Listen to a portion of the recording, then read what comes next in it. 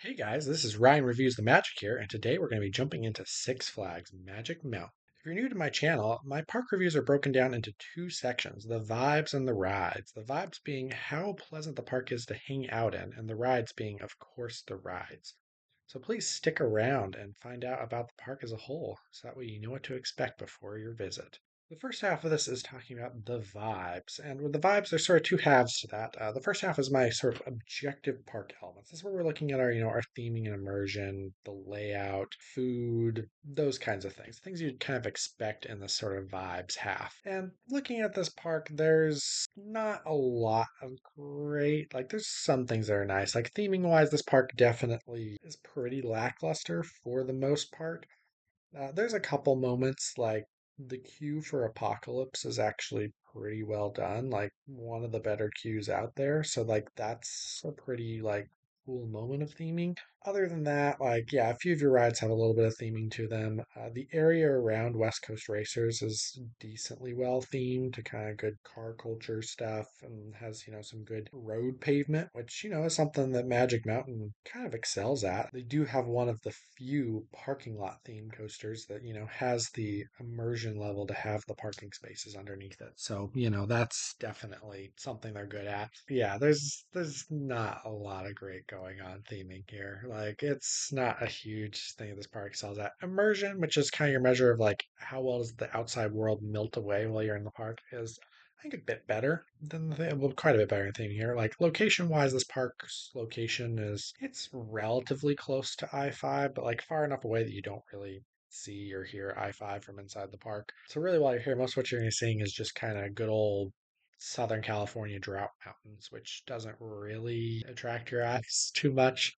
And the park has a lot of roller coaster track everywhere that's going to kind of draw your attention towards it, which helps quite a bit. Layout wise, I like this park's layout for the most part. It's just kind of a loop with a mountain in the middle. There's a couple little awkward spots that as a person who's visited this park quite a bit, I'm familiar with. But like if you've never been here before, these awkward spots might catch you a little off guard. The two main ones being kind of the climb up to the mountain in the middle of Samurai Summit. It's a little awkward where like the ways up there are not obvious. The one that I used most recently is kind of this weird like pathway that like goes feels like you're going up like a maintenance pathway for Tatsu, but it's actually just the actual staircase up to the summit. And I believe there's another route kind of there on the other side that kind of goes down over by West Coast Racers, but that's also tucked away and not obvious at all. And then the other really weird spot is when you're trying to go over towards X2, there's like a bridge that goes over the main loop pathway. You have to cross that bridge to get there. And so you need to kind of go away from X2, go up the stairs so you can then go turn around and go over the bridge to X2. Those are kind of the two main awkward spots. Other than that, like the layout's pretty simple. It's a decently large park, so I wouldn't recommend trying to go like corner to corner in this place. I kind of recommend picking a way to rotate around and just rotating all the way around and making that your day. Food wise, it's nothing super special food wise here. Pretty typical theme park fare. You got burgers, chicken tenders, hot dogs, corn dogs, funnel cake, that kind of stuff. None of it's like bad, but none of it's particularly anything better than you'd expect either. So like food's very much what you would expect at a theme park. Other than that, like the park is mostly just kind of concrete with roller coasters for throughout most of it. There's a couple places that are decently shaded, but it's okay, right? There's not really anything going super great here. And so with that, I am going to be giving this park a score of 30 in these kind of more objective elements. The second half of this vibe score is the park concept execution. The example I like to use to kind of demonstrate this idea is a good vanilla ice cream versus a bad chocolate ice cream. You probably like chocolate ice cream more than you like vanilla ice cream, but a good vanilla is often better than a bad chocolate. And so that's sort of the idea of this concept is that a really good generic amusement park can be a lot more fun to hang out in than a poorly executed theme park, even though a immersive theme park is basically guaranteed to outscore a generic amusement park in those more objective elements. This kind of allows for that ability of like, hey, a generic amusement park that's fun to be in is going to be better than a poorly executed immersive theme park. And park concept execution here is fairly similar to its objective park element score. It's very much just a generic amusement park and not necessarily a super spectacular one. Like I said, there's a lot of times where you're just kind of, it's concrete and there's some roller coasters and that's what's going on. I don't really feel like there's anything going on here that's worthy of getting a different score than the other category. So we're going to give this a 30 out of 100 as well. So vibes wise, it's 30 out of 100. It's not really the best place to hang out in, but it's not the worst either. And now we're going to dive into the rides. And so the rides, there's two halves of the rides, the roller coasters and the non-roller coasters. I'm a big coaster guy, so coasters are going to be half your battle. But if you want to have a truly great ride lineup, you do need to be doing more than just coasters because there are other types of people that might be wanting to go to a park than just someone who wants to blitz through roller coasters all day. So we'll first look into the non-coaster rides here, and this is kind of going to be continuing along with what we've been talking about with the vibes up to this point as well. Of this is not the best non-coaster ride lineup out there. It does have the world's tallest drop tower, Zamperla Giga Discovery, so there's a couple nice supplemental thrill rides that can definitely add to your day. Other than that, this park really kind of falls off a bit in its rides. Like the water rides are not the most spectacularly well done water rides. They are very good at getting you wet. As long as you don't really care that there's not much to look at on them and just want to get wet, they definitely do their job. But otherwise, they're nothing special. There is a dark ride in this park. However, it was down for refurbishment while I was at the park. For my purposes, I'm not going to count it for the score, but if that were back up, that would increase the score a little bit because that is a nice, good family type attraction to have.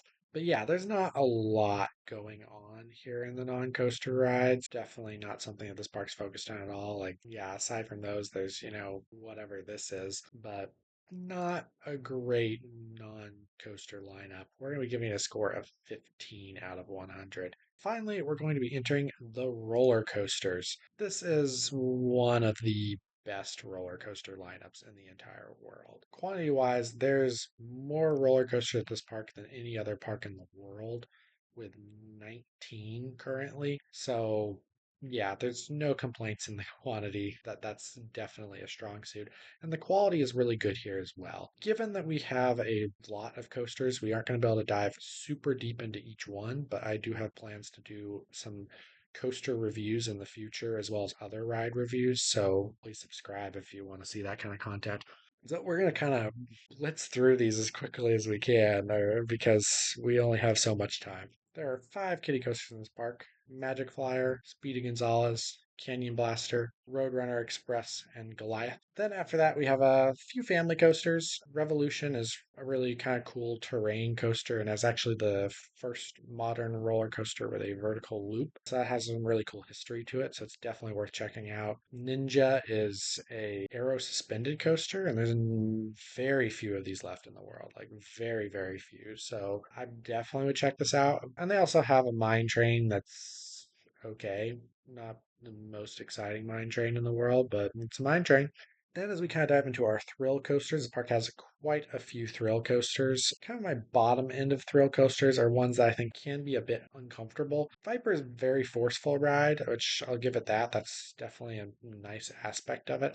Fortunately, it's an arrow looper with a lot of janky arrow moments. So for me, I personally do not like Viper, but I know if you're a person that doesn't mind those janky arrow moments and just wants the intensity of Viper, you may like this coaster a lot more than I do. But for me, I'm not a huge Viper fan. There's also Riddler's Revenge. Riddler's Revenge I actually do like quite a bit because I know how to ride a stand-up coaster. If you don't know how to ride a stand-up coaster, they can be pretty unpleasant. It's actually a really great layout, and if you know what you're doing, it can be a pretty fun ride. Scream is one that a lot of people say is uncomfortable.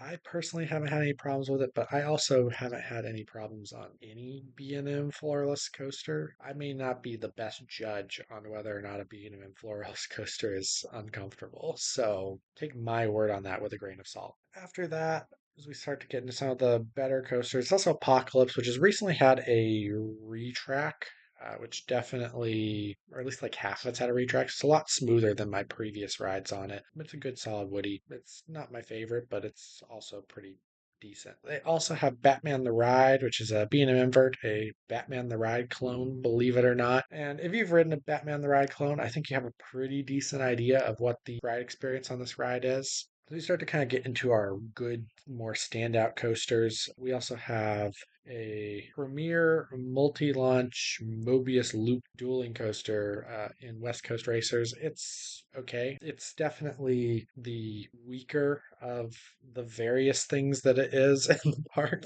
As there are better coasters in the park at doing the things that it's trying to do. I didn't have too much problem with the restraints, at least in the first half, and then you get into the helix at the end of the first half, and that pushed them down and they get pretty tight at that point. But otherwise, like the layout's decent. We have Full Throttle, which is a premier multi-launch coaster. Really good ride. Launch is fun. Launching backwards is fun. Third launch is also fun. The loop provides some good hang time. It's got a lot of good things going for it. It does end a little abruptly with the brakes on the top hat into the final brake run. Like, kind of feels like it's missing something. Wonder Woman is a RMC Raptor, really good, solid single rail coaster, quite fun. It had a little bit of a rattle to it, but not anything that like was uncomfortable. These RMC Raptors are all really, really good. This layout isn't quite as good as the like Railblazer layout, but it is still a good coaster. I enjoy it. And then as we kind of dive into our top three, number three to me is Tatsu, the B&M flying coaster. Its location in the park, kind of up on Samurai Summit, makes it so you really are like really get that flying sensation quite well because you're just so far above the ground while you're on this ride. And so it is a really, really awesome experience. It has some really good moments of forces as well. Like everyone likes to talk about the pretzel loop, but a lot of those other inversions actually are pretty crazy. This is the first time I've actually ridden it like on a hot day. My previous trips have all been kind of in the fall. And so on hot days, coasters run a little faster usually. And so this was a lot more intense this time around than my previous trips. And so some of those inversions, like you're looking up at the sun, it kind of felt like it was going to just launch you into the sun while it was happening, which is pretty cool from Force's standpoint. And then, of course, the pretzel loop, which is one of those just known to be super intense moments on roller coasters. This time around, I've never had a gray out on any roller coaster ever prior to my most recent ride on Tatsu, where the pretzel loop provided me with my first ever gray out. Crazy, crazy moment. I don't think you need me to tell you that Tatsu's pretzel loop is insane, but it is insane. My second favorite coaster in the park is X2. X2 is a legendary ride. It's truly an amazing experience. It's a special, special roller coaster. Going up that lift backwards and then flipping to where you're face down on the drop and then flipping upside down as you come up and all the different parts you flip. Like it's just an insane experience all the way through. And my favorite coaster in the park is Twisted Colossus, RMC conversion of the original Colossus. It's a really great roller coaster. This time around, it was actually really exciting because I've ridden this coaster many times over the years, and this is actually the first time I've ever gotten a duel on it. It was on my most recent trip, and it's definitely a better experience when it duels for sure. Like the interactions with the other train are just super sick. But even when it's not dueling, it's still like you get to basically just ride back to back miniature RMCs, which is still a great experience because RMC makes great rides. So many great airtime moments. Really love this ride.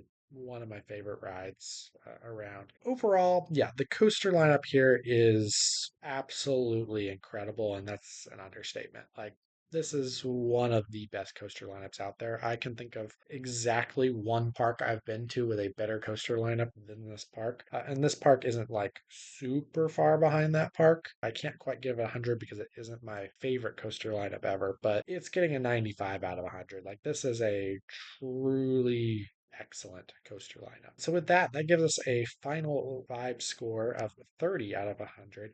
And our overall ride score is a 55 out of 100, which gives this park an overall score of 42.5 out of 100. Overall, I would rate this park as a little bit below average. It's definitely has a lot of things that it could really improve upon. In terms of my recommendation of whether or not you should come to this park and is it like worth going to, I think it really depends on what you're wanting out of a park, right? Like If you're looking to be like, hey, I want to hang out, I'm going to spend time with my family, I have young kids, we're going to get on a bunch of rides together, we're going to be doing a lot of those more family attractions, we're going to get some good food, watch some shows. Like, if you're looking for that, this isn't really the place you want to be. And honestly, you're probably already aware of that. If you are wanting to just ride roller coasters all day, this park is an amazing park. This is a bucket list park if that's what you're looking for. Once again, you probably already know that.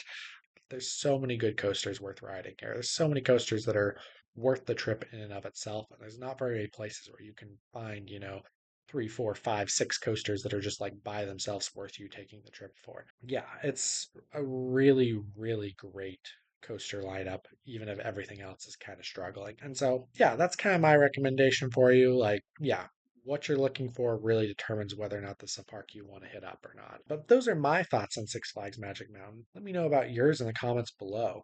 And of course, please like and subscribe. It really supports the channel, allows me to continue to pump out content like this for you. And before you leave today, make sure you check out my other park reviews.